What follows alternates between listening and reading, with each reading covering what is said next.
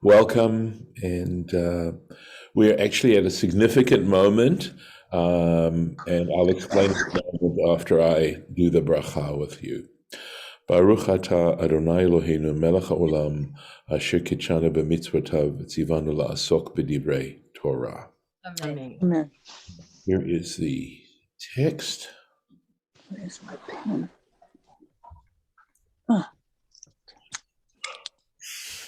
And you notice this is, for those of you who don't read Hebrew, but this is Shmot, which means it's the Hebrew equivalent of the book of Exodus.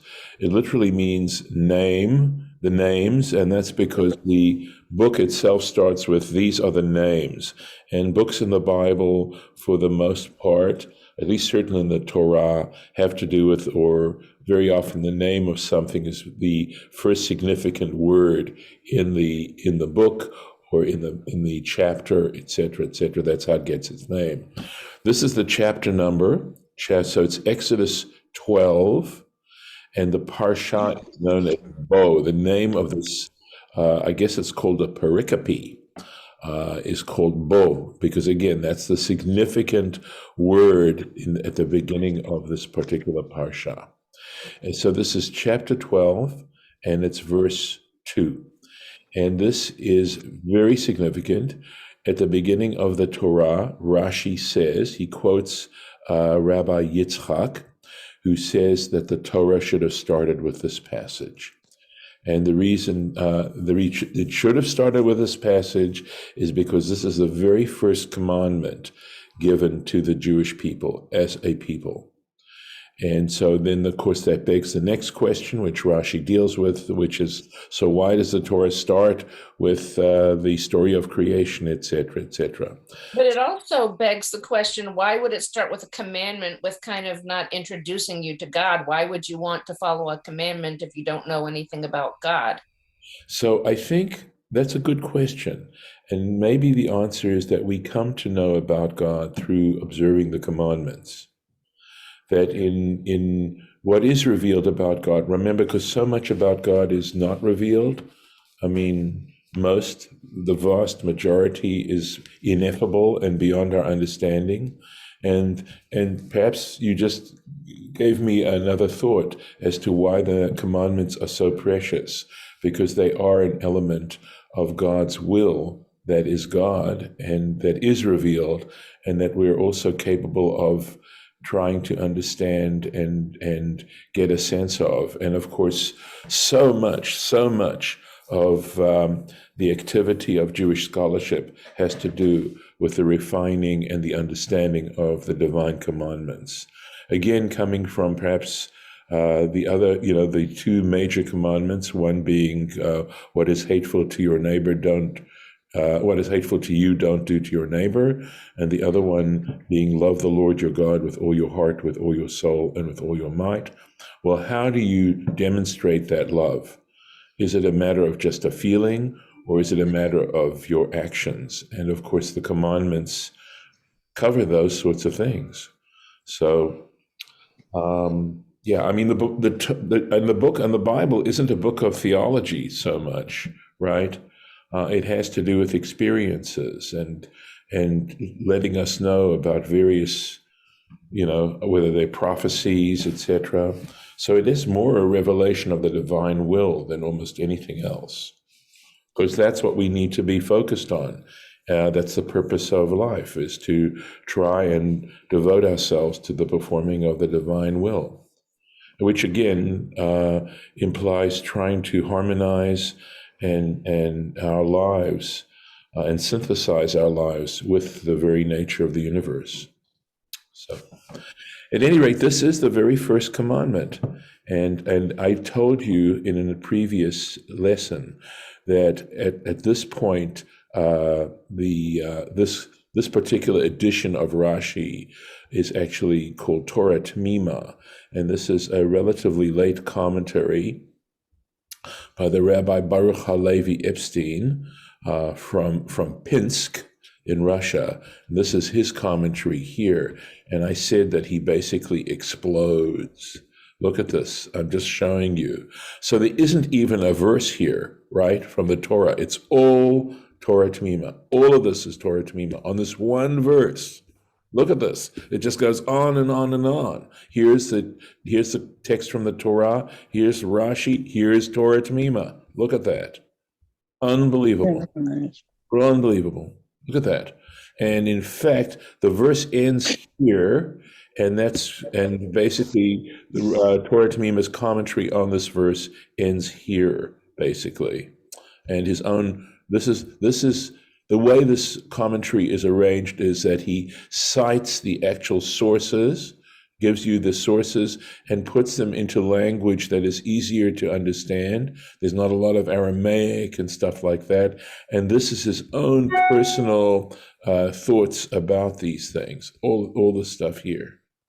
So because it has to do with halacha, with Jewish law, with the way one should go, right?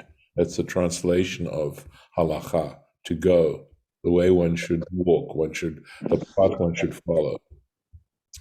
So we might dip into a little bit of it, but this is where we're starting. So let's see. Did we do verse 1 or we didn't do verse 1? Please remind me whether we did verse 1. We only did I think we just did the Bemitz Ryan part or something. That's right. Okay, in the land of Egypt. In other words, it was the city. Thank you. Right. And also to But Moses. it was actually the end of the last one and It is, whatever, I think, too. It is. Yes. Okay. And we said because it was filled with idolatry. Okay, so we are on verse 2. We are, in fact, on verse 2. So this is the commandment, drum roll, right? HaChodesh hazeh lachem. This month shall be to you. Rosh, the head, the beginning, and I've got to keep scrolling. Rosh Chodashim, the beginning of the months. In other words, the cycle of months is going to start with this particular month. Rishon hu lachem. It is the first to you. And again, my fingers are doing the walking. B'chodshei hashana, for the months of the year. That is the first commandment, has to do with organizing one's life, so to speak, in terms of time. So there is a first month of the year, and this particular month, in other words, the month that God is speaking to Moses, and we know that this is the time when they left the land of Egypt, because they haven't done it yet, but this is in preparation for the final plague. So we will keep going, and hopefully sorry, I hope I haven't lost the page. Okay. Scroll below. Here we go. All right. Rashi. HaChodesh hazeh. This month. We know that this word zeh, the word zeh and zot, is a demonstrative pronoun. This. And the point about this is essentially that you're pointing to something. So this Chodesh could also mean new moon. It comes from the word chadash, which means to renew, and that's because the moon renews itself. There's a new moon every month, it's about 29 and a half days. The moon goes through these phases and then goes through its cycle again. So this new moon, but it's also a word that means month. So that's the point. He's pointing at something. And so he quotes again, I mentioned before, because we had the Mechilta. It's a name of what is called a halachic midrash, a midrash that discusses, it's like the very beginnings of the process that ultimately lead to the Talmud, to what is discussed in the Talmud. And it follows the order of the Torah, excuse the flipping of the page. And this is referring, and also this is another midrash, Shmot Rabbah, right? Shmot is again the book of Exodus. There's a series of midrashim that are based on the 5 books of the Torah and also the 5 scrolls, the Chamish Megillot. So we're looking at Shir Hashirim, Song of Songs. We're looking at Ruth. We're looking at Lamentations. We're looking at Ecclesiastes, and we're looking at Esther. Those 5 Megillot. So this midrash is based on those 2 sets of 5, and this actually the Rabot are Agadic midrashim. They're not halachic. They tend to be much more theological and speculative and literary analyses. At any rate, he says that in both these sources we find this point. Here, Ahu Levana, that is, God showed him the moon, Bechidusha, at its point of renewal. So he showed him the very first stages of the new moon. And if you've ever observed a new moon, I'm going to ask you a question. Where in the sky do you see the new moon? And if you want me to give you where do you see it? Do you see it north, south, east, west? Where do you see it? West. It's in the west. Correct. It is in the west. And essentially, remember, we have the diurnal motion of the earth.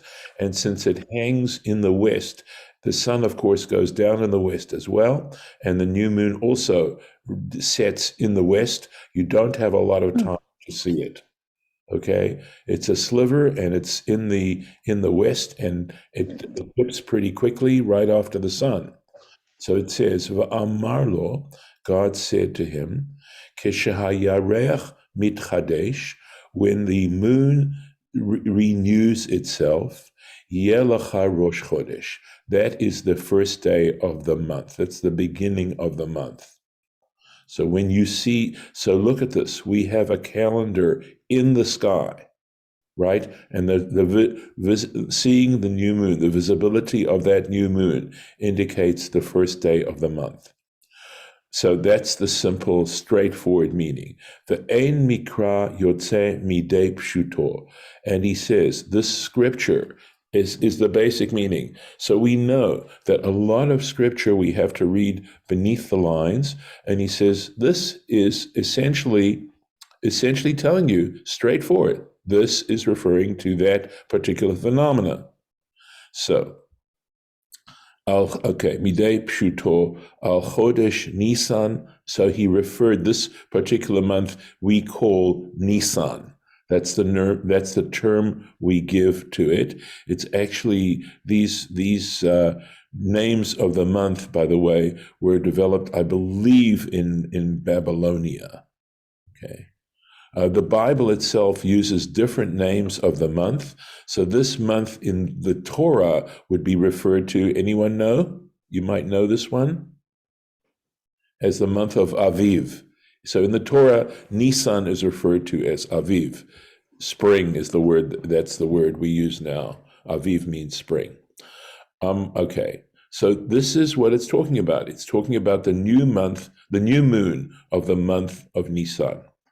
Amarlo, so he said to him, God said to him, Moses, Zeh yeh rosh, this will be the beginning, the head, leseder minyan hachodashim, to the order of counting months. So the first month is Nisan.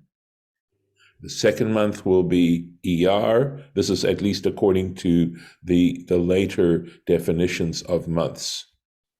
Sheyehe Iyar, there we go. That Iyar Karui Sheni, that the second month will be Iyar, Sivan Shlishi, and the third month will be the month of Sivan, etc., etc. That's what it is. Hazeh, this, Nitkashe Moshe. So Moses had difficulty, al molad halevana, regarding the actual phenomenon of the new moon. In other words, at exactly what point do we say that the new moon takes place?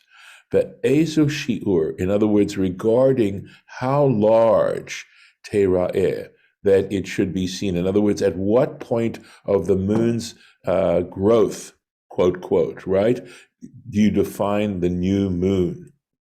Because actually the moon is not visible at all at its actual point. This is the point actually where the sun and the moon and the earth are relatively lined up. And of course, the time when you see a solar eclipse always occurs at a new moon. But the reason why you don't see a solar eclipse every month, okay, is because the shadow that the moon is casting on the earth, the relative positions, even though they may be in alignment, they aren't in alignment in such a way that the moon's shadow, because of course the moon is in between the earth and the sun, is actually occurring on earth. It doesn't occur every single month. There are times when the moon's shadow just avoids the earth altogether. But the solar eclipses take place at that moment. So the question is how at the very beginnings of that moment, right after, right, the new moon actually takes place. So Tihiyeh Ru'uya L'Kadesh. At what point in that moment is the moon sufficient to be sanctified? So they actually had, it's considered a very significant moment. Remember, I'm starting to translate the word kadosh, as significant, that's a good implication of what this word refers to. Ve'her'a lo be'etzba. God showed it to him with a finger. He pointed to it, in other words, is what he's saying. God pointed to the moon at that very moment that's when they should, quote, sanctify it, declare it a new moon. Be'etzba et halevana, he showed him, levana is the word for moon, right? Yareach is another name for moon. We have some different names for moon, and partially in Hebrew, because that new moon is so significant. So we have these words. So he showed him the moon, Barakia, in the firmament, in the heavens, for Amarlo, and God said to him, Kazeh, like this. When it's like this, Rosh Re'eh V'Kadesh. Look, see it at this moment and declare it sacred. In other words, declare the new moon. V'Ketzad Hirachu. How did he show him? V'halo lo haya medaber imo. He says there's an intrinsic question with this. How is it possible for God to show him? Not in terms of God not being physical. That isn't the issue, as you'll see in a second. V'halo lo haya medaber imo ela bayom. The fact is, we know that God spoke to Moses during the day. You can't see the new moon in the daytime, right? It's rendered invisible by the brightness of the sun. So how is it possible for God to show him this new moon? And how do we know this? How do we know that God spoke to Moses only during the daytime? It says above, chapter 7 in Exodus, Vahi bayom diber Hashem. And it was in the day that God spoke to Moses. And we're taking that to mean daytime, right? We know day can refer to more than one thing. Yes, please. Mine says chapter 6, verse 28. Interesting, because this... And then it refers to Leviticus chapter 7. That's true. So this is a misprint, and I can make a note. Unless mine is. I don't have a Bible in front of me, and I don't want to head back to it right now. Oh, I do. You want to, yes, so you can double check. I suspect they could be correct. So this is a misprint because that's definitely a Zion. But the Zion and the Vav, here's a Vav, right, a letter Vav, and this is a Zion. Or a Vav, there's a Vav right next to the Zion. You can see that there isn't much of a difference.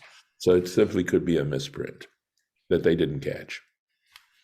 And at any rate, once again in Leviticus chapter 7, Bayom Savoto, I'm going to guess is how it says, on the day he commanded him, right? But again, Bayom, in the day.